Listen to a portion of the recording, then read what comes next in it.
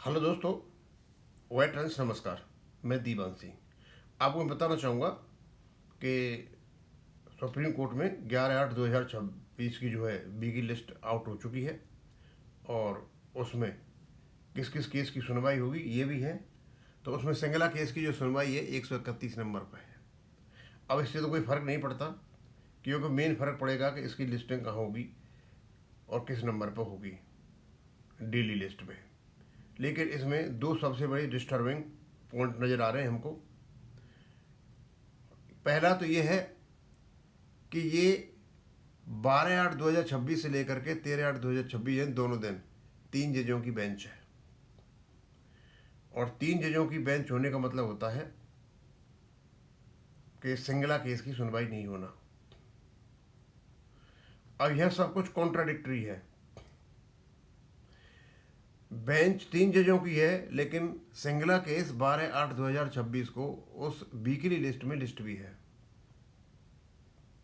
अब कोर्ट में इसकी सुनवाई कैसे होगी, रजिस्ट्री इसकी किस प्रकार व्यवस्था करेगी, अब ये तो रजिस्ट्री जाने।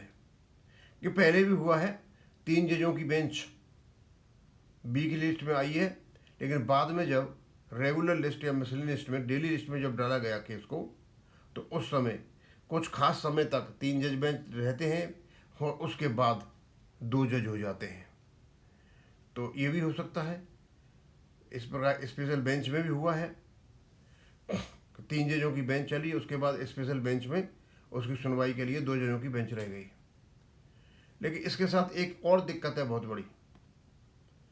3 जजों की बेंच के साथ साथ एक बहुत बड़ी दिक्कत है, अभी तक रेस्पोंडेंट्स ने अपने एडिशनल डॉक्यूमेंट्स यानी एडिशनल एफिडेविट और एडिशनल डॉक्यूमेंट जो माननीय सुप्रीम कोर्ट ने 22/7/2026 को मांगे थे, अभी तक जमा नहीं हुए हैं।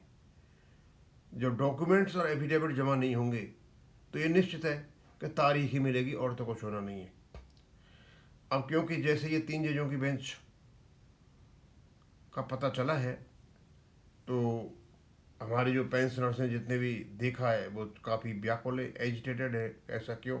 लेकिन इसके बारे में तब तक कुछ नहीं कहा जा सकता जब तक कि उनकी रेगुलर लिस्ट यानी डेली लिस्ट की पब्लिकेशन नहीं होगा। अब इसमें दोनों ही बातें, 3 जजों की बेंच भी है, लेकिन केस की सुनवाई 12/8/2026 को भी है।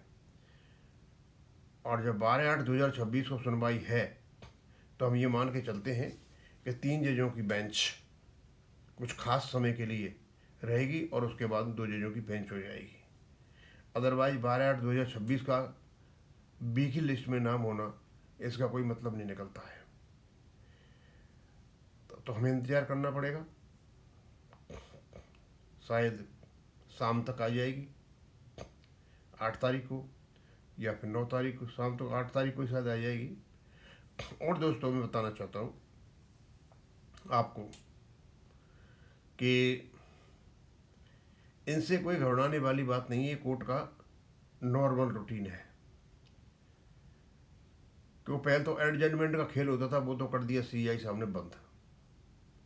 अब ये एडिशनल डेबिट एफिडेविट और डॉक्यूमेंट का खेल हो सकता है कि पिछली बार भी हुआ है।